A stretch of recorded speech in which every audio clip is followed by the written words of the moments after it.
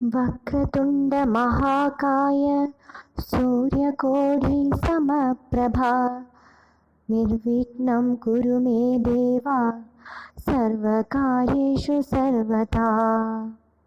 गुरुर्ब्रह्मा गुरुर्विष्णु गुरुर्देवो महेश्वरः गुरुः साक्षात् परब्रह्म तस्मै श्री गुरवे नमः।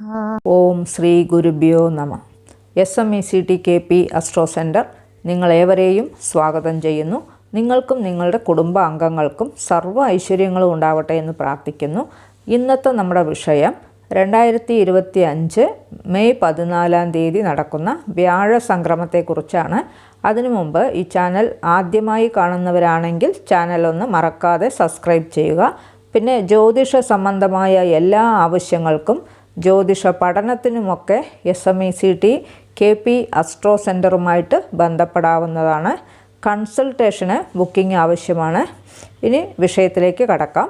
2025 മെയ് മാസം 14 രാത്രി വ്യാഴം ഇടവൻ രാശിയിൽ നിന്ന് മിഥുനൻ രാശിയിലേക്ക് സംക്രമിക്കുന്നു. അതിൻ്റെ അടിസ്ഥാനത്തിൽ ചില രാശികളിലുള്ള നക്ഷത്രക്കാർക്ക് ശുഭഫലങ്ങളും ചില രാശികളിലുള്ള നക്ഷത്രക്കാർക്ക് അശുഭഫലങ്ങളും അനുഭവിക്കേണ്ടതായിട്ട് വരും. വ്യാഴം ഒരു രാശിയിൽ ഏകദേശം ഒരു വർഷക്കാലമാണ് സഞ്ചരിക്കുക. വ്യാഴം ഇപ്പോൾ ഇടവൻ രാശിയിലാണ് നിൽക്കുന്നത്. നീണ്ട 12 വർഷങ്ങൾക്ക് ശേഷമാണ് വ്യാഴം മിഥുനൻ രാശിയിലേക്ക് സംക്രമിക്കുന്നത്. ഗോചരത്തിൽ വ്യാഴം 2, 5, 7, 9, 11 എന്നീ രാശികളിലൊക്കെ സഞ്ചരിക്കുന്ന സമയം വ്യാഴം ശുഭഫലം തരും. അതായത് നിങ്ങളുടെ ജന്മരാശി ഏതാണോ അതിൻ്റെ 2, 5, 7, 9, 11 വ്യാഴം നിൽക്കുന്ന സമയം ശുഭഫലങ്ങളൊക്കെ നടക്കും. പിന്നെ വ്യാഴം നിൽക്കുന്ന രാശിയിൽ നിന്ന് 5, 7, 9 എന്നീ ഭാവങ്ങളിലേക്ക് ദൃഷ്ടി പതിക്കുന്ന രാശികൾക്കും ശുഭഫലങ്ങളൊക്കെ അനുഭവിക്കാൻ കഴിയും. ഇത് രാശിക്ക് മാത്രമല്ല ജന്മലഗ്നത്തിൻ്റെ അടിസ്ഥാനത്തിലും ശുഭഫലങ്ങളൊക്കെ അനുഭവിക്കാൻ കഴിയും എന്നുകൂടി ഓർമ്മിപ്പിക്കുകയാണ്. വ്യാഴത്തിൻ്റെ മിഥുന രാശി സ്ഥിതി കൊണ്ട് രാജയോഗം അനുഭവിക്കാൻ പോകുന്ന ഒരു രാശിയാണ് കന്നി. കന്നി രാശിയിലുള്ള ഉത്തരം 2, 3, 4 പാദം, അത്തം, ചിത്രയുടെ 1, 2 പാദം എന്നീ നക്ഷത്രങ്ങളിൽ ജനിച്ചവർക്കും കന്നി ലഗ്നത്തിൽ ജനിച്ചവർക്കും ചതുർത്ഥ സപ്തമാധിപനായ വ്യാഴം തത്സമയം ഭാഗ്യഭാവത്തിലാണ് സഞ്ചരിക്കുന്നത്. 2025 മെയ് 14 കന്നി രാശിക്കാരുടെ കർമ്മസ്ഥാനത്തേക്കാണ് സംക്രമിക്കുക. കർമ്മകാരകനും ധനകാരകനുമായ വ്യാഴം കർമ്മസ്ഥാനത്ത് നിന്നുകൊണ്ട് ദ്വിതീയ, ചതുർത്ഥ, ഷഷ്ടമ സ്ഥാനങ്ങളിലേക്കുള്ള ദൃഷ്ടി, അതായത് കുടുംബസ്ഥാനം, സുഖസ്ഥാനം, ഋണ രോഗസ്ഥാനത്തേക്കുള്ള ദൃഷ്ടി, ധനകാരകൻ്റെ ധനസ്ഥാനങ്ങളുമായിട്ടുള്ള ബന്ധം, ധനപരമായിട്ടുള്ള എല്ലാവിധ നേട്ടങ്ങളും ഏറ്റവും കൂടുതൽ അനുഭവിക്കാൻ പോകുന്ന ഒരു രാശിയാണ് കന്നിരാശി. കർമ്മപരമായ എല്ലാ കാര്യങ്ങളിലും വലിയ ഉയർച്ചയുണ്ടാകും. ഇതുവരെ കർമ്മപരമായ കാര്യങ്ങളിലുള്ള പുരോഗതിയിൽ തടസ്സങ്ങളും പൂർണ്ണമായി മാറിക്കിട്ടും. പുതിയതായി ജോലി അന്വേഷിക്കുന്നവർക്ക് ജോലി ലഭിക്കും. ഏതു ജോലിയും സത്യസന്ധമായി ചെയ്തു തീർക്കും. വലിയ വലിയ സ്ഥാപനങ്ങളിൽ ഉയർന്ന പദവിയിലേക്കുള്ള യോഗവും കാണുന്നുണ്ട്. ഏത് തൊഴിലാണെങ്കിലും ശരി, ആ ചെയ്യുന്ന തൊഴിലിൽ ഉയർന്ന പദവിയുടെ ചുമതല വഹിക്കാനുള്ള അവസരങ്ങളുണ്ടാകും. സർക്കാർ ഉദ്യോഗത്തിലൊക്കെ ഉള്ളവർക്ക് ഉദ്യോഗത്തിൽ സ്ഥാനക്കയറ്റവും ശമ്പള വർധനവും അംഗീകാരവും പേരും പ്രശസ്തിയുമൊക്കെ ലഭിക്കും. ബിസിനസ് മേഖലയിലൊക്കെ ഉള്ളവരാണെങ്കിൽ ബിസിനസ്സിൽ അത്യധികം ലാഭമുണ്ടാകും.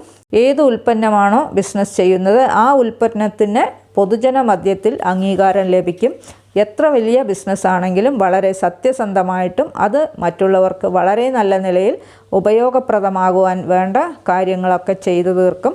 ഈ രാശി ലഗ്നത്തിലുള്ള IPS, IFS എന്നിങ്ങനെയുള്ള സിവിൽ സർവീസ് എക്സാമൊക്കെ എഴുതുന്നവർക്ക് വിജയമുണ്ടാകും. പ്രത്യേകിച്ച് ബാങ്കിൽ ഓഫീസർ പോസ്റ്റിന് വേണ്ടി ശ്രമിക്കുന്നവർക്കൊക്കെ തീർച്ചയായും വിജയമുണ്ടാകും.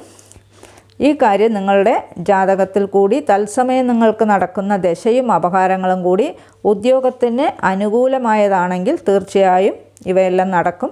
എവിടെ ചെന്നാലും ഇവർക്ക് പ്രത്യേകമായിട്ടൊരു സ്ഥാനമൊക്കെ ഉണ്ടാകും.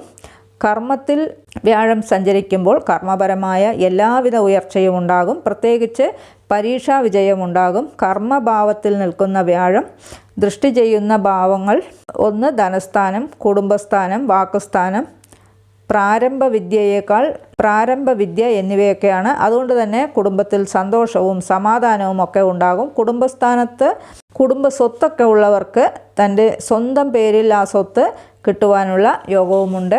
വാക്കുകൾക്ക് പ്രശസ്തി ഉണ്ടാകും. ഇവർ പറയുന്നത് മറ്റുള്ളവർ സ്നേഹത്തോടു കൂടി അനുസരിക്കും. നല്ല കാര്യങ്ങൾക്കായി നല്ല വാക്കുകൾ ഉപയോഗിക്കും.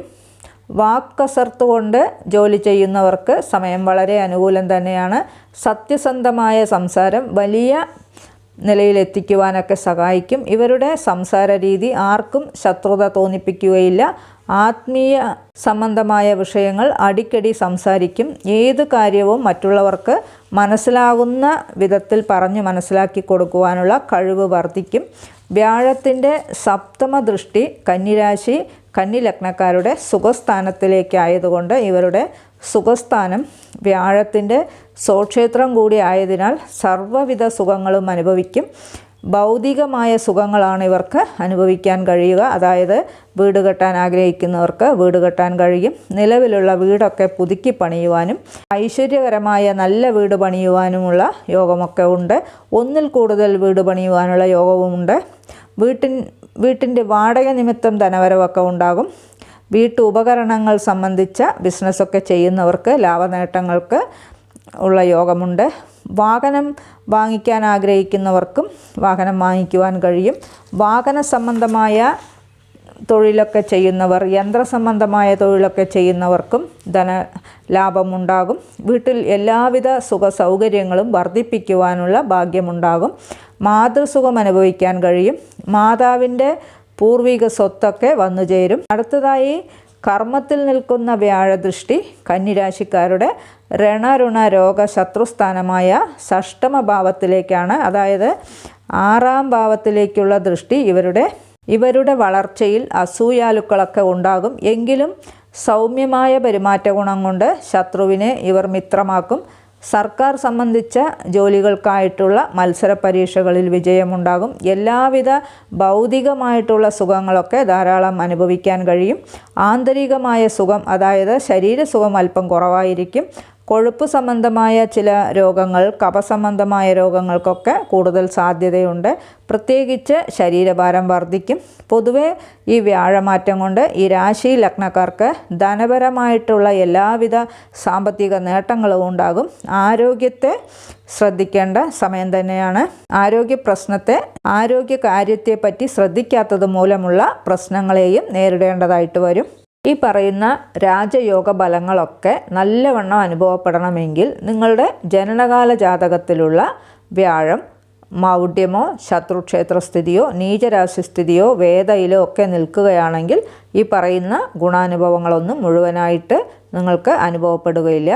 അതിന് വ്യാഴപ്രീതി വരുത്തുവാനായി വ്യാഴാഴ്ച ദിവസങ്ങളിൽ വിഷ്ണു ക്ഷേത്ര ദർശനമൊക്കെ നടത്തി തുളസിമാലയും നെയ്ദീപവുമൊക്കെ സമർപ്പിച്ച് പ്രാർത്ഥിക്കുക.